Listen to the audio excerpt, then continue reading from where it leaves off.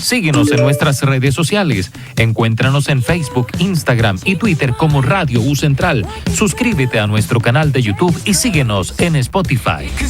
Radio U Central 107.1 FM en el corazón de Santiago.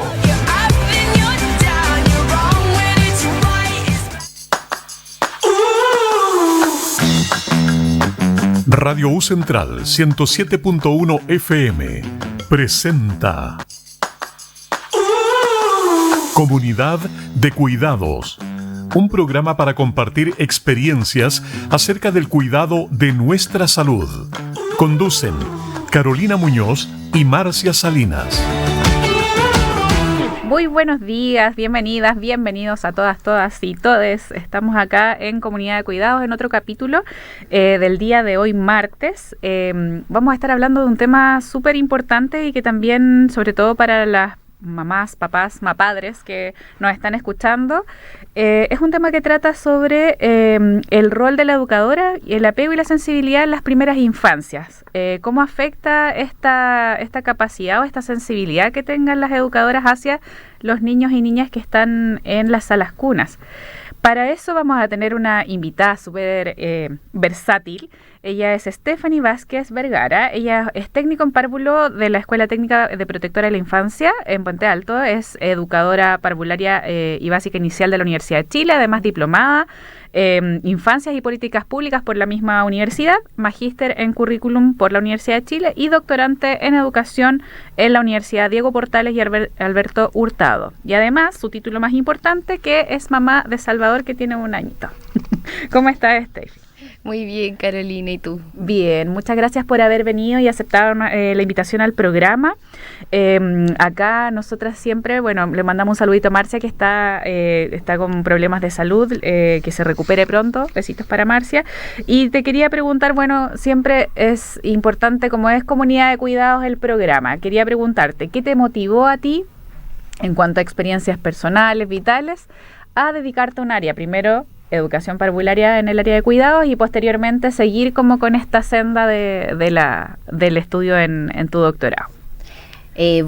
Primero hacia la educación parvularia, creo que es una vocación que nació siempre desde muy pequeña. Tengo una hermana mayor que se llama Dayana Vázquez, y con ella siempre realizábamos muchos juegos, jugábamos mucho. Nuestro patio era un centro de diversiones, digamos, y la persona que potenciaba mucho el juego en nosotras era nuestra mamá. Ella generaba espacios de juego, jugar al negocio, te contaba a la radio, jugábamos mucho.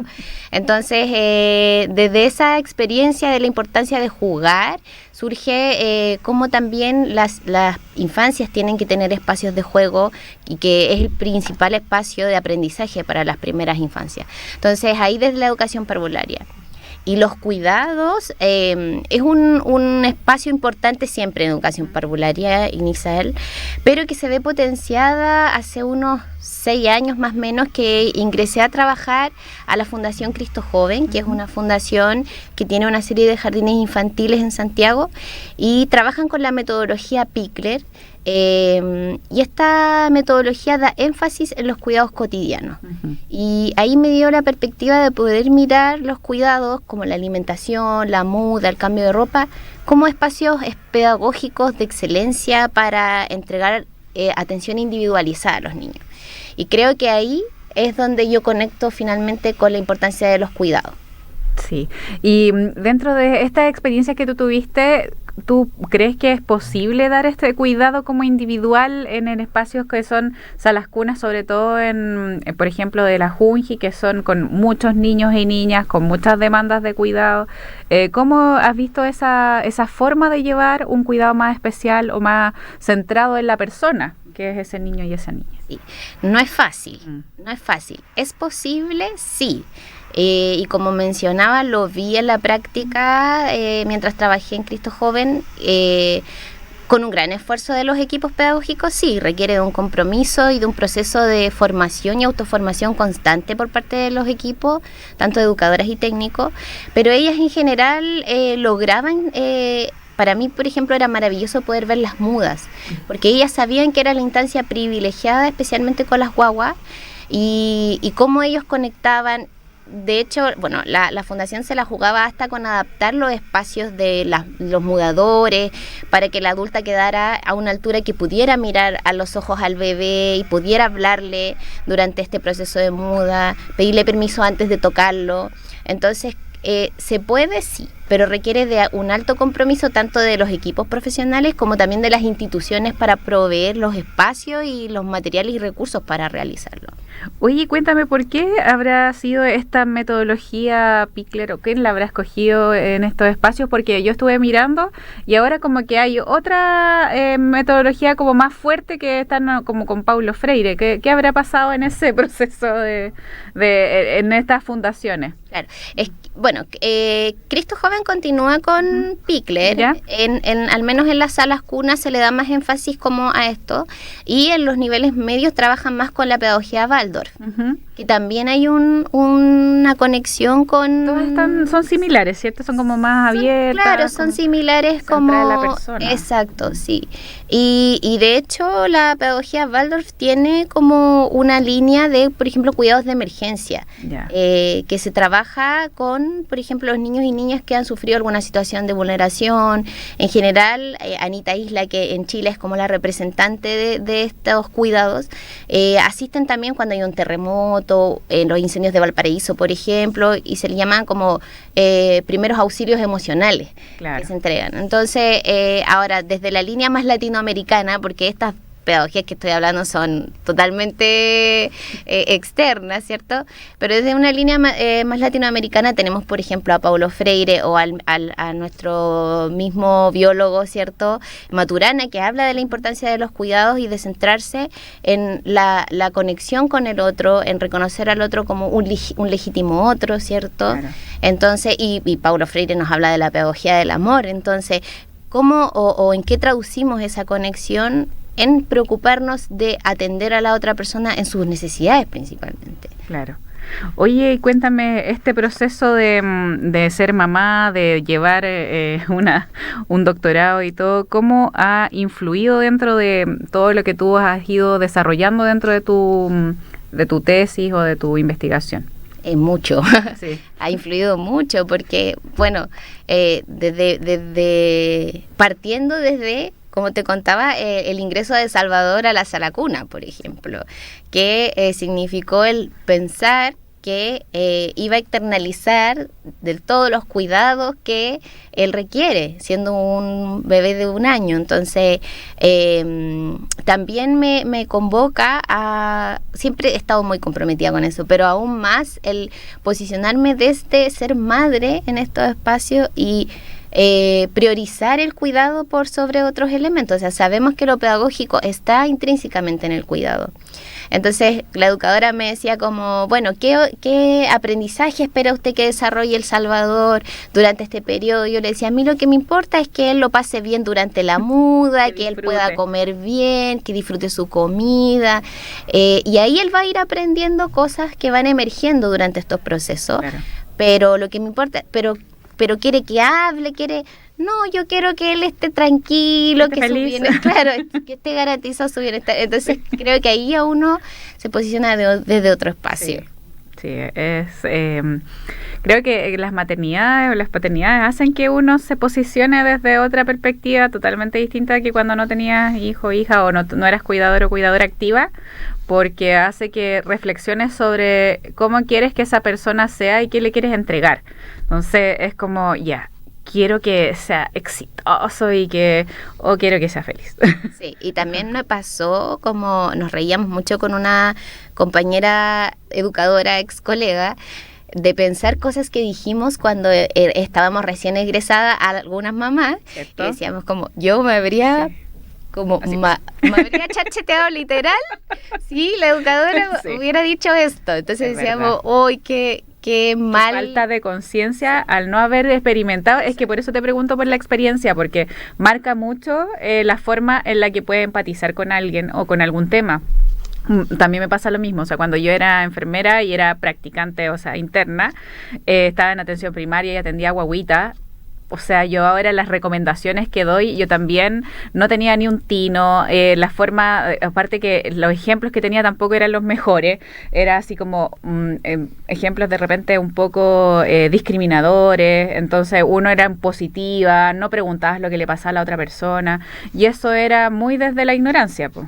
Desde creer que desde la teorización uno puede hacer cosas y finalmente no, había que contextualizarse en cómo esa mamá, quizá en esos momentos que yo atendía principalmente mamás que venían de otros países, y después me tocó ser mamá en otro país, pues. Entonces, claramente la vulneración, todas las experiencias vitales que van viviendo uno, hace que uno empatice distinto, pues. Y de todas maneras, nos pasó mucho con Angie, conversábamos que trabajamos acá en Santiago Centro, en los jardines de la comuna de Santiago, y por ejemplo, cuando estabas en un periodo de adaptación y era una guagua de sala cuna, uno decía como muy suelta de cuerpo, destételo por favor, porque si no, no se va a adaptar nunca, le va a costar mucho, y hoy día, bueno, eso mucho antes, debo decirlo, no me juzguen. La importancia de la lactancia, o sea, después uno, pero también hay muchos vacíos también, y también aquí en la educación parvularia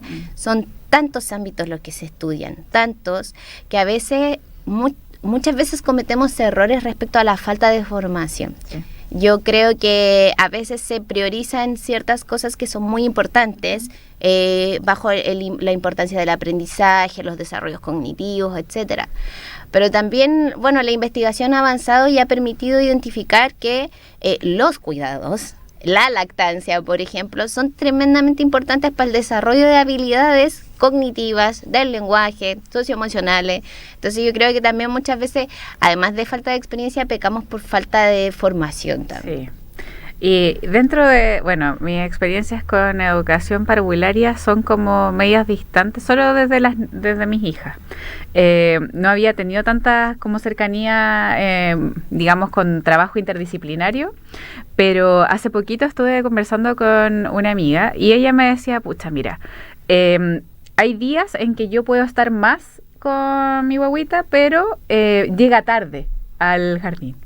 Entonces las tías me dicen, no, porque tiene que llegar temprano, porque si no los hábitos se rompen, su rutina y toda la cosa.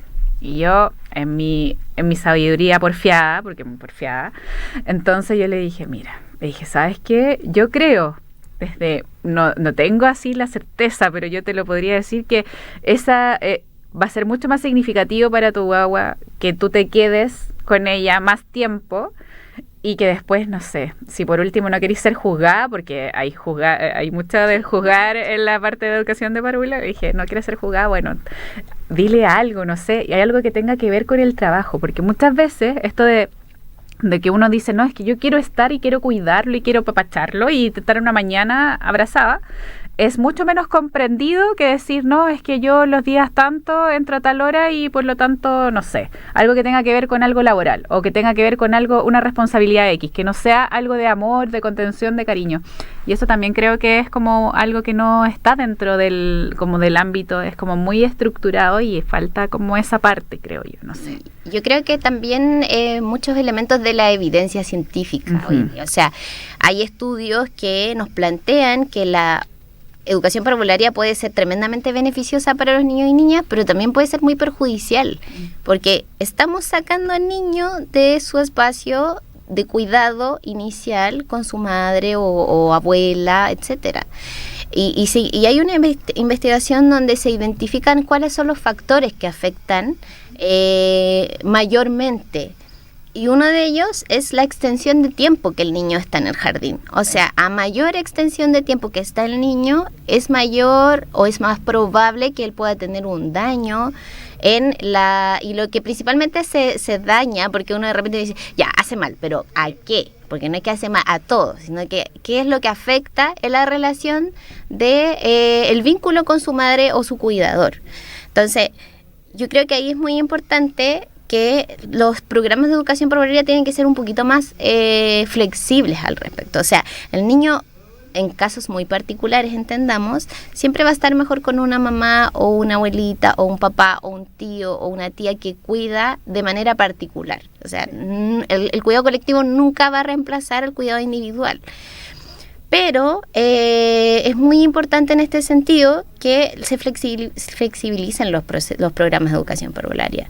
Ahora también Junji, por ejemplo, tiene programas no convencionales. Yo hace poquito estuve en una formación con más o menos como 100 técnicos de la Junji, de los jardines no convencionales, que tienen otras formas de funcionamiento. Ahora, el mundo laboral es el que nos obliga un poco, especialmente a las mamás, a tener que externalizar los cuidados. Entonces yo creo que es importante tener en cuenta que por una vez o 2 veces o una vez a la semana que el niño se quede con su mamá en casa, no va a romper su rutina. Y la doctora Pickler lo plantea también dentro de sus metodologías. Dice, el niño es muy inteligente. Sí. Y él sabe que hay distintos espacios, porque también se discute mucho todas las metodologías Pickler en los cuidados cotidianos. Acá mandarle mucho cariño a las compañeras de Espacio Pickler, que son unas maestras acá en Chile. Esta es una metodología que se estudia en Hungría. Entonces ellas son unas maestras. En su Instagram, Espacio Pickler, las pueden seguir, Alondra y Daniela, y tienen una coreografía del cuidado. O sea, yo desarrollo una coreografía de la muda para que el niño o la guagua esté seguro de lo que yo voy a hacer, el procedimiento que voy a seguir. No es que yo sea mecanizada, sino que yo siempre lo he entendido como la coreografía de una danza, sí, donde el niño y yo me comunico por medio de los movimientos. Entonces, él siente la seguridad. Entonces, siempre dialogábamos mucho con las educadoras y con las técnicos diciendo, pero es que en la casa lo hacen distinto. Entonces, ¿para qué lo voy a hacer yo así acá si después en su casa su mamá lo va a hacer distinto? Entonces ahí buscábamos y leíamos mucho al respecto, y en alguno de los documentos encontramos donde decía el niño es muy inteligente. Entonces él sabe que aquí es así y en su casa es distinto, y él se va a adaptar a esas modificaciones. Lo importante es que en esos espacios seamos constantes. Claro. Y yo creo que lo que tú me dices, como nunca el niño va a estar mejor que en su espacio de cuidado principal. Claro, y con su papá o su mamá o con sus cuidadores principales. Y yo también, mira, solo desde la intuición, solo desde la vejez que te va dando experiencia. Mira, vamos a ir ya llevamos 24 minutos hablando. Está súper entretenido, es un tema que igual me entretiene, me hace acordar también de cuando las chicas eran chiquititas. Vamos a ir con la primera canción, que es un himno a la esperanza y la confianza en la vida cotidiana, a ver la naturaleza. Vamos a ir con Three Little Birds de Bob Marley.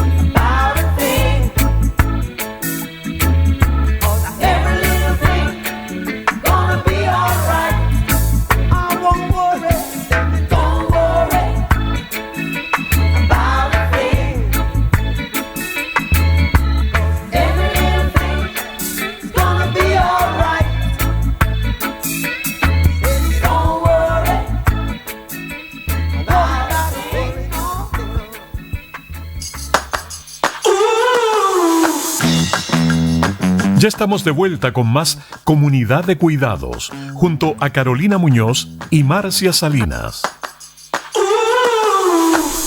Volvemos aquí en esta segunda etapa del programa. Estábamos hablando acá con Estefi sobre cómo es el cuidado en la primera infancia y la importancia que tiene. Y ahora lo que estábamos conversando también, aparte de esta metodología Pickler que me decía que es como súper de nicho y que es muy bonito. Antes de que pasemos al tema, me gusta que deja como que por qué nació, porque es súper interesante igual por qué nació. Sí. Bueno, la doctora Pickler, ella desde su experiencia en sus clínicas o en sus, ¿cómo se llama en medicina cuando hacen los anamnesis, internados? Los internados. ¿Ya? Ella de 2 pediatras aprende como la importancia de permitir el libre movimiento, a pesar de que los niños estén en condiciones de salud como difíciles, y además con otro aprende como la importancia de hacer los exámenes físicos sin alterar al niño. Entiendo. Entonces ella viene y toma como todos estos aprendizajes y los lleva a la práctica con su hija, que ella está viva y es una de las maestras piclerianas en Hungría, y su esposo además era pedagogo. Entonces la unión de toda esta como sinergia, ella se hace cargo de un orfanato y empiezan a identificar a combatir el síndrome hospitalario posguerra, por medio de entendiendo que el momento o la instancia de cuidado particular que tenían con los niños y las guaguitas en especial, con los bebés, como que en el mundo académico a mí me retan porque digo guagua. Ya, no, a mí me gusta guagua. Sí. Es que guagua tiene una connotación súper importante porque es una palabra andina. Sí. Ya, aquí voy a recordar a mi compañera Claudia Barros, que siempre me decía la importancia del concepto de guagua. Entonces, ella empiezan a identificar el síndrome hospitalario como las guaguas, al estar en cunas mirando al cielo, no están desarrollando sus habilidades cognitivas, sociales, emocionales. Entonces se empiezan a darle importancia a los cuidados para atender de manera particular al niño. Entonces ahí se empieza a identificar que por medio de eso los niños empiezan a adquirir nuevas habilidades y empieza a emerger todo lo que tiene que ver esta metodología. Qué bonito que haya aparecido, desde algo tan terrible, alguien que se diera cuenta de lo importante que es el estimular a los niños y niñas, y que no significa que esté enfermo. Exacto. Sí, porque eso es como la importancia de que no hay enfermedad, sino lo que hay es falta de amor, un poco por ahí va la cosa. Y dentro de lo mismo, tú estás ahora desarrollando una temática que tiene que ver con la sensibilidad de las cuidadoras o de las educadoras de párvulo en niños y niñas o en guaguas que están dentro del espacio de salas cunas. ¿Cómo se detecta o cómo hay formas de medirlo, de verlo? ¿Cómo lo has abordado? Sí, es un ámbito bien poco investigado. En general, la primera infancia y especialmente las guaguas son poco investigadas en general. La visión principal de investigar como las primeras infancias es como poder identificar de qué manera podemos potenciar mayormente el aprendizaje. Entonces, no hay mucho de sensibilidad, y aquí hay como todo un emergente, porque está la sensibilidad que es más estudiada en el ámbito de la educación parvularia o educación inicial. La Universidad Católica tiene un par de estudios de sensibilidad bien interesantes que se desarrollaron en la Junji, y ahí, por ejemplo, en uno de esos estudios se visualiza que las madres, o sea, las educadoras y técnicos ponderan mayor sensibilidad incluso que las madres. Ya. En algunos casos, o sea, es brutal como ese dato, porque anteriormente hablábamos como el niño no va a estar mejor en ningún otro espacio que no sea con su cuidador principal, claro. Pero en estos casos particulares, las educadoras y técnicos tenían mayor sensibilidad que las madres, o sea, el niño era leído de mejor manera por sus educadoras, y ahí en ese caso sí está mejor en su jardín. Entonces, como muy particular como cada situación, claro. Y yo estoy trabajando específicamente la sensibilidad intercultural. Entonces, la sensibilidad se mide por medio de escalas, pautas de observación muy estructuradas, y yo también soy de una metodología menos cuantitativa, entonces estoy como movilizando esto hacia un paradigma menos riguroso, estricto y hacia una perspectiva más social. Claro. Entonces, la sensibilidad intercultural también tiene pautas de investigación. La de Chen y Starosta es como la más conocida, pero está estudiada con adultos. Entonces, cómo se lee como más o menos la sensibilidad es como si la persona está o no disfrutando del desarrollo de un diálogo con una persona de una cultura distinta, si existe como confianza en que yo estoy entendiendo lo que tú me dices y tú entiendes lo que yo digo. Entonces, hay distintos elementos.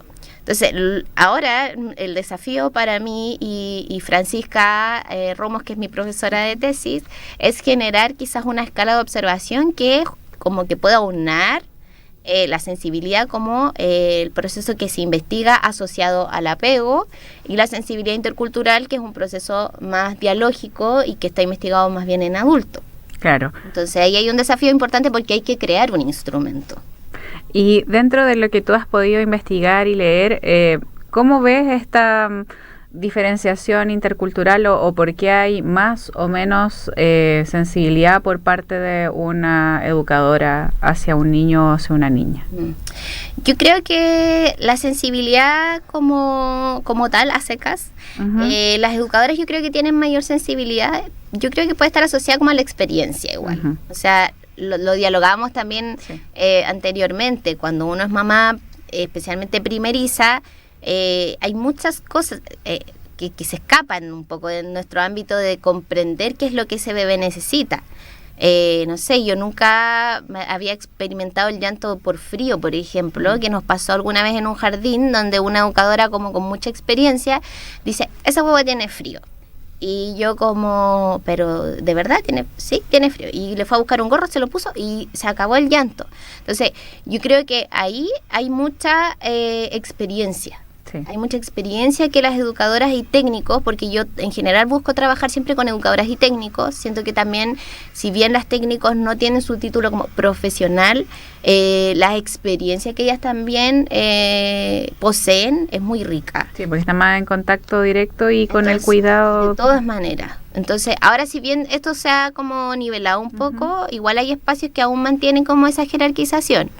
Pero yo creo que la sensibilidad se traduce, o las educadoras y técnicos es mayor, yo creo que por la experiencia, de poder identificar cómo un niño puede expresar su necesidad finalmente. Mira, dentro de ese aspecto se me ocurría como, ¿y habrá algún espacio de formación de estas educadoras o de las técnicos en educación parvularia en donde, bueno, aprendan o vean también por qué se comportan como se comportan? Porque, ¿a qué me refiero? Como saber también, por ejemplo, por qué un niño o niña le puede causar más o menos cercanía, o por qué me siento más identificada, o por qué siento más apego, o por qué siento más cariño hacia uno u otra, y también autocuestionárselo y no solo hacerlo, porque tiene que ver con muchos factores que yo me imagino que tienen que ver con la parte social, que tienen que ver como con el ingreso socioeconómico de donde tú vienes, tiene que ver si te sientes identificada con ese niño o con esa niña, si por ejemplo, no sé, y puede ser al revés, por ejemplo, que si tú viniste de un sector bajo y te cae mejor una guaguita que es como más, no sé, blanquita, por decirlo de alguna manera, y te viene de un sector más bajo o más alto y al revés, entonces es como cuestionarte por qué tú te estás comportando de cierta manera y también por qué también algunas educadoras, yo he escuchado, que tienen más cercanía, no, es que a mí me gustan los niñitos. Sí, y no las niñitas. Entonces el género también, o sea, cuestionarse por qué tenía esa cercanía con eso, solo con niños, o sea, ve también un poco identificar traumas, parte social, género, un montón de cosas.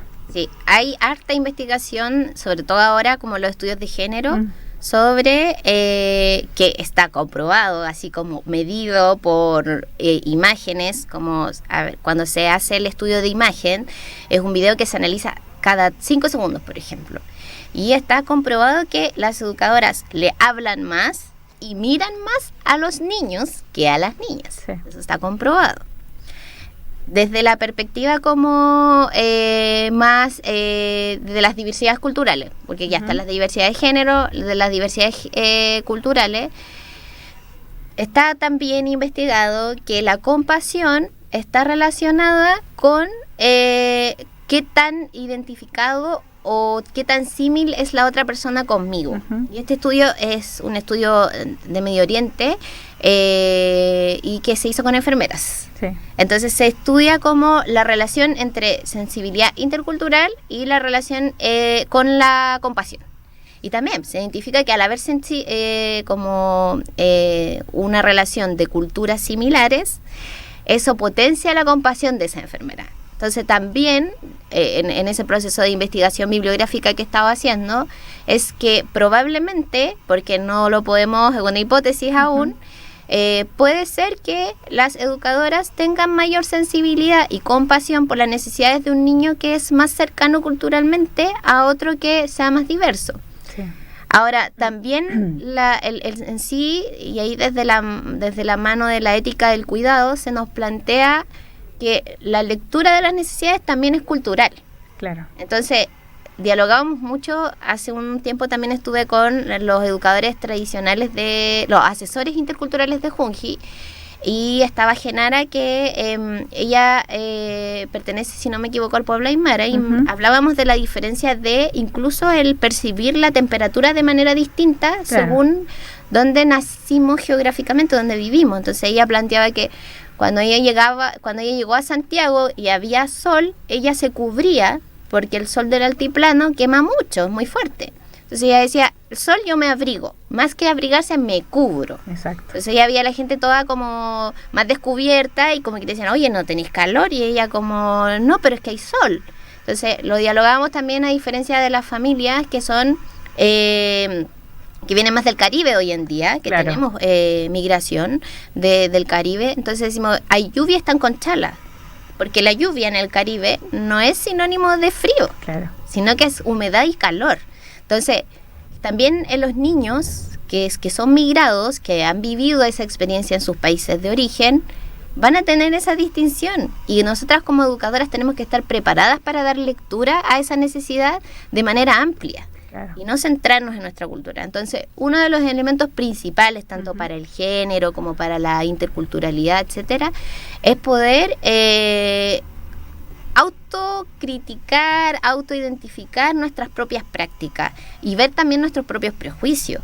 Y a raíz de eso vamos identificando cómo se emergen en nuestra práctica e irlas construyendo y mejorándolas. Y también eso es muy importante como en lo colectivo, sí, como intentar de manera respetuosa también como mencionarnos cuando estamos cometiendo algún error o estamos haciendo un cuidado que quizás no está siendo satisfactorio.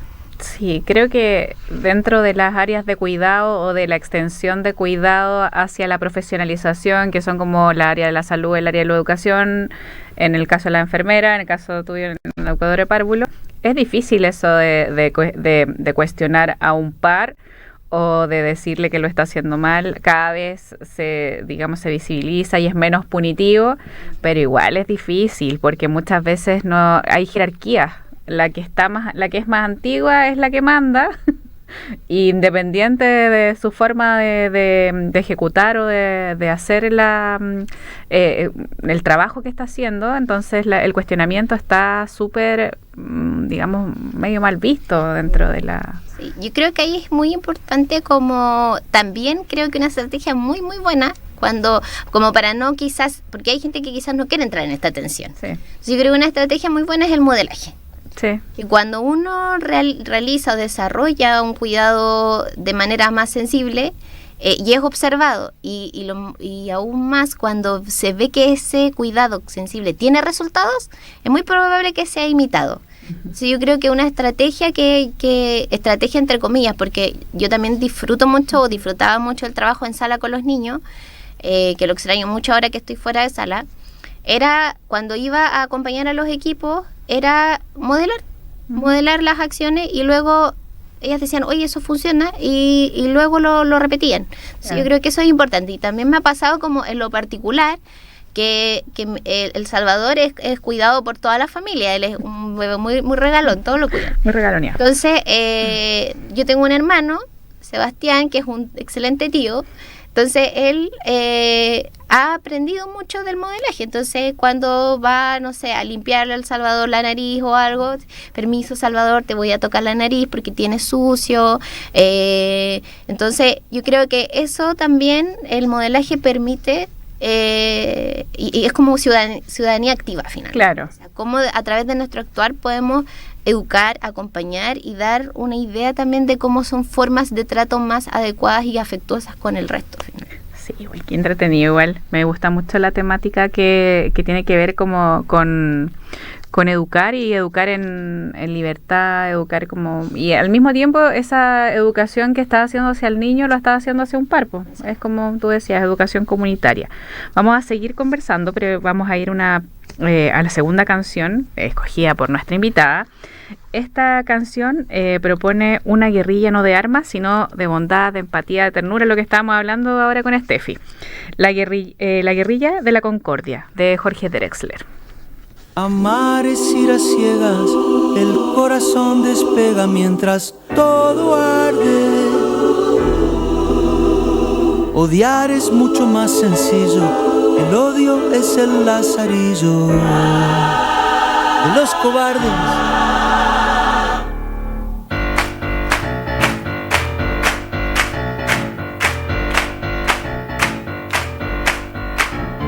Armémonos, armémonos de valor, armémonos, armémonos de valor hasta los dientes.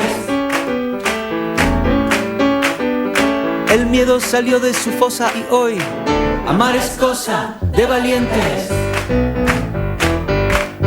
Por lo tanto, amémonos, amémonos porque sí, amémonos, ahora mismo y aquí, haciendo historia. Soltemos al aire nuestras octavillas de la guerrilla, de la concordia. Amar es ir a ciegas, el corazón despega mientras todo arde. Odiar es mucho más sencillo, el odio es el lazarillo de los cobardes. El odio es el lazarillo de los cobardes. El odio es el lazarillo de los cobardes. Armémonos, armémonos de valor. Armémonos, armémonos de valor hasta los dientes. El miedo salió de su fosa y hoy amar es cosa de valientes.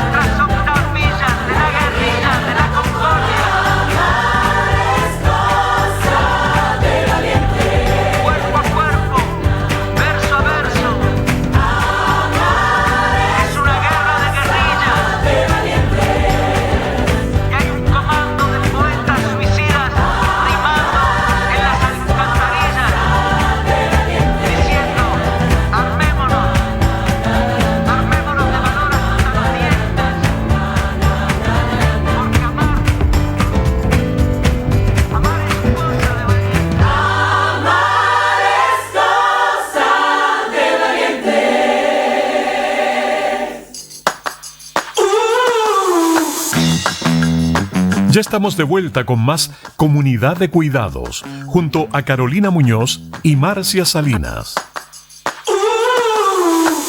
Volvemos acá con Steffi. Estamos conversando sobre cuidados en la primera infancia y también la importancia que tienen las educadoras y los centros digamos, de sala cuna dentro de este desarrollo en la primera infancia. Conversábamos de algunas experiencias que eran como ejemplificadoras de esta tolerancia intercultural que hay que tener dentro de este espacio, porque dentro de la sociedad actual hay mucha población que es migrante. Y por lo tanto, más que ese niño, esa niña o esa familia, es parte también de las y los profesionales el que nos adaptemos a eso. Me estaba contando alguna experiencia, no sé si alguna se puede contar. Sí. Yo creo que, bueno, aprovecho de mandarles muchos cariños a las compañeras del Jardín Peumayén, de Peñalolén, un jardín intercultural muy bonito. Muchos años que trabajé ahí, hice práctica ahí, y ahí yo me enamoré de la interculturalidad en ese espacio.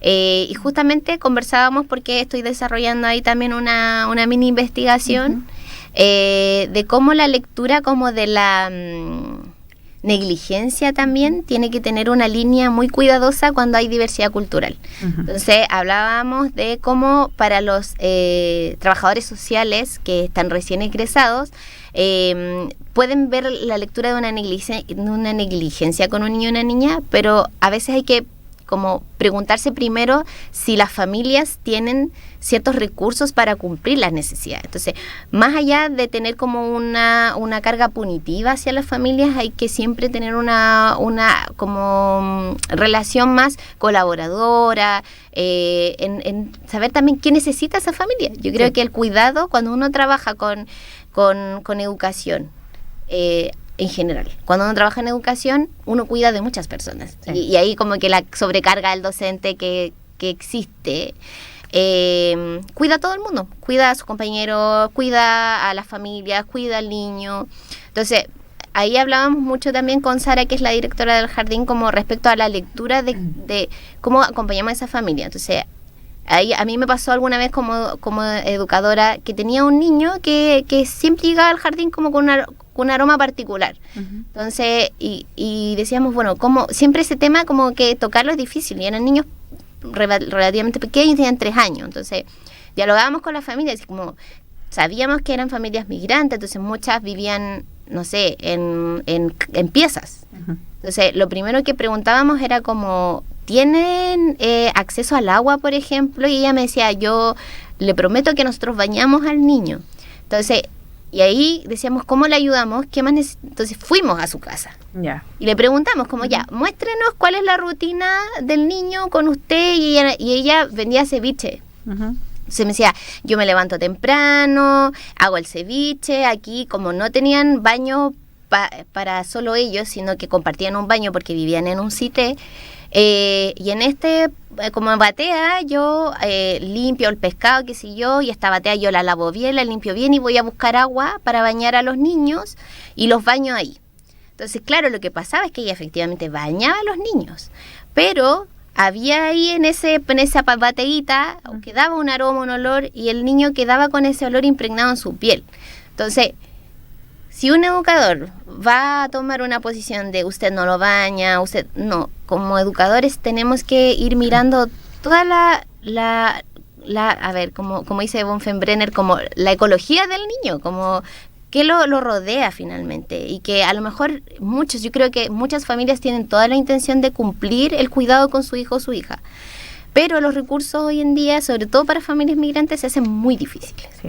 Entonces, yo creo que ahí como educadores y especialmente educadoras en primera infancia tenemos como esa beta de acompañar también a las familias cercanamente. Sí. No pasar al extremo de ser como punitivo, no, es que lo trata mal, es que una sanción y poco menos que... Es que he escuchado en algunos momentos es que poco menos se lo tienen que quitar.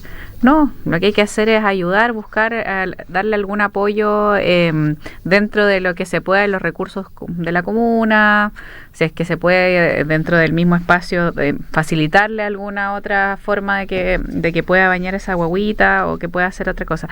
Te iba a preguntar el concepto de guagua, si me lo puedes decir, antes de que pasemos a otro tema. Guagua es un concepto que viene, si es que no me equivoco y no me falla la memoria, desde el aymara o desde el quechua, y significa como persona que requiere cuidado. Entonces, ese concepto es muy importante dentro de la cosmovisión andina. Y que yo decía, a mí me retan en la academia por usar el concepto guagua porque es como polisémico, porque en otros países guagua es una micro, claro. Como que... Entonces la idea es que se pueda entender en todas partes del mundo lo que uno va escribiendo. Pero también hay como desde una perspectiva como más de colonialista, sí, y de darle relevancia a los idiomas y lenguas de nuestro territorio. En Cristo Joven se usa como el concepto. Sí, me parece muy bien, porque igual el lenguaje construye realidad. Exacto. Así que, por ejemplo, como decirle, en vez de decirle Sudamérica, decirle Abya-Yala. Exacto. Que es como muy de colonialismo. Sí. Muy de decolonialismo. Dentro de tu experiencia y de todo lo que has podido leer, ¿qué crees o cómo crees que va la educación en la primera infancia acá dentro de Chile? ¿Que va por, digamos, avanzado, va por buen camino? ¿Qué opinión tienes al respecto? Yo creo que educación parvularia es en Chile. En Chile. Es un tesoro que tenemos. Yo creo que hay que, yo creo que sí, evidentemente requiere de mayor recurso. Vemos que los jardines infantiles hoy en día, especialmente los jardines públicos, algunos están enfrentando situaciones bien complejas respecto a la necesidad de recursos. Jardines que muy antiguos y que no han podido ser como restaurados. Pero sí hay una garantía que tenemos respecto a que la educación parvularia o inicial en Chile es principalmente pública. Y si vemos la diferencia que hay entre enviar a nuestros hijos a un jardín Junji o a un jardín vía transferencia, que hay muchas instituciones que están, o corporaciones municipales, etcétera, a enviarlo a un jardín particular, la diferencia es abismante. Sí. O sea, de un jardín que es gratuito para todos los niños y niñas, a un jardín en el que tú, por lo mínimo, pagas 300,000 pesos. O sea, ya desde los recursos económicos es diametralmente distinto. Es casi impagable. ¿Y qué es, yo creo que, o cuál es la característica más importante de la educación pública? Y aquí lo digo como mamá, que mi hijo está en la educación pública. Mi hijo asiste a un jardín Junji, que se me ha enfermado muchas veces y por eso no está asistiendo. Pero eso pasa en todos los jardines. Pues, sí. Pero está matriculado a un jardín Junji y asiste a un jardín Junji, porque los jardines de las instituciones públicas en Chile están mucho más asesorados y acompañados por la Agencia de la Calidad, por la Subsecretaría de la Educación Parvularia. Hay toda una nueva institucionalidad que emerge desde el año 2015, si es que no me falla la memoria, que da mayor fortaleza a la educación parvularia en Chile. Y yo creo que ese es un tesoro que tenemos, que requiere de mayor recurso, por supuesto que sí, que requiere de mayor formación, por supuesto que sí, pero tenemos una base muy importante y que debemos defender. O sea, la educación pública en educación inicial se debe defender y mantener y sostener. Sí, para eso hay que estar atentos en lo que viene de las elecciones. Hay que ver ahí también porque qué se quiere mantener y qué se ha logrado, para no perder esas cosas, que tenemos países cercanos que están ahí perdiendo todos los beneficios sociales. Mira, estamos llegando al final, pero creo que como última idea quizás para las mamás, para los papás, para los cuidadores y cuidadoras, podríamos decirles que se queden un poco en cierta forma tranquilos y tranquilas por la educación parvularia, y si es que su niño o niña tiene, o su guagua tiene que entrar, porque hay acompañamiento. No sé si tú quisieras darle alguna última recomendación a alguna mamá, como más desde lo cercano. Sí, yo creo que siempre estar en contacto y acompañar a los equipos pedagógicos. Sí, yo creo que sabemos que los equipos pedagógicos siempre están trabajando en la urgencia. Entonces, si podemos ayudarlos colaborar con algo, siempre va a ser bienvenido. O sea, desde la toallita húmeda, que es un recurso muy importante dentro de un jardín infantil, hasta, no sé, yo creo que desde la relación de afecto y cariño con las personas que cuidan de nuestros hijos. O sea, yo creo que desde ahí incluso una palabra de agradecimiento es muy importante para los equipos pedagógicos. La educación en sí es una profesión que requiere de mucha entrega personal. Sí. Yo creo que ahí hay formas de retribuir a los equipos, de acompañarlos desde lo recursivo, pero también desde lo emocional y desde lo afectivo. Y también como recomendaciones, así como para quienes son papás o van a ser papás también, yo creo que tenemos una política respecto a El Chile Crece, ¿Sí? que es una excelente política. Sí. O sea, poder asistir a los controles sanos en familia, las salas de recursos, etcétera, son un tesoro también, que es la política pública respecto al cuidado de la primera infancia. Sí. Entonces yo creo que asistir a los controles sanos, si se deriva a su hijo al aula de recursos, también asistir a esos espacios que son excelentes para poder acompañar de manera más profesional el desarrollo de nuestros hijos e hijas. Así que yo creo que ahí muy importante como ser papás mateos también. Sí, es súper importante. Padres mateos, abuelitos y abuelitas, bueno, ahí ya no tanto, ahí son más para consentir, pero bueno, ahí depende. Vamos a dar, te doy las gracias, Estefi. Muchas gracias por haber venido. La verdad es que es un tema súper interesante, la interculturalidad en la primera infancia y cómo tienen que tener esta sensibilidad. Bueno, que ya muchas la tienen, pero hay que, digamos, más teorizarla para que se pacifique. Y nos estamos viendo en otra oportunidad. Y para terminar, vamos a ir con una canción que es un homenaje a las manos femeninas que cuidan para todas las educadoras y educadores que hay. Manos de Mujeres, de Marta Gómez. Nos vemos la próxima semana.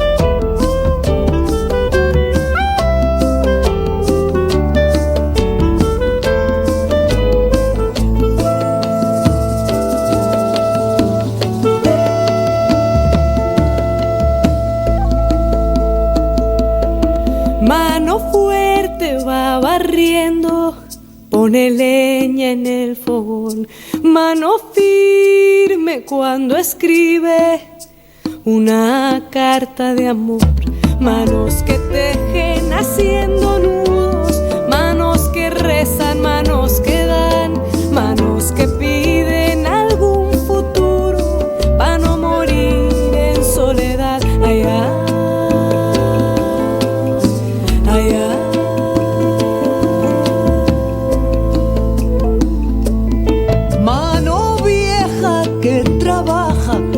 Bailando algún telar, mano esclava va aprendiendo a bailar su libertad, manos que amasan curtiendo el hambre con lo que la tierra les da, manos que abrazan a la esperanza de algún hijo que se va. Ay, ay.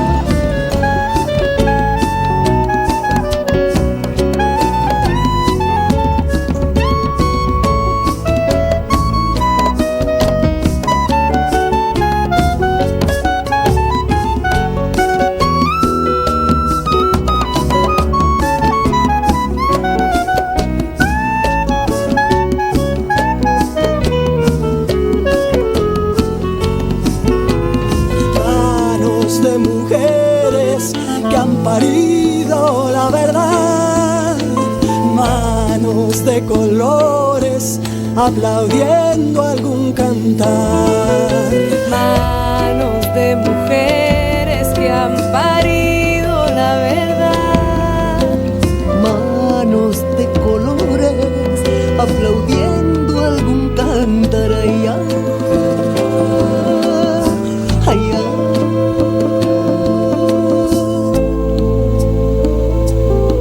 Mano fuerte va barriendo, pone leña en el fogón, mano firme cuando escribe una carta de amor, manos que tiemblan, manos que sudan, manos de tierra, maíz y sal, manos que tocan dejando el alma, manos de sangre, de viento y mar, manos que tiemblan, manos que sudan, manos de tierra, maíz y sal, manos que tocan dejando el alma, Radio U Central 107.1 FM presentó Comunidad de Cuidados, un programa para compartir experiencias acerca del cuidado de nuestra salud, siempre con la compañía de Carolina Muñoz y Marcia Salinas. Hasta el próximo capítulo.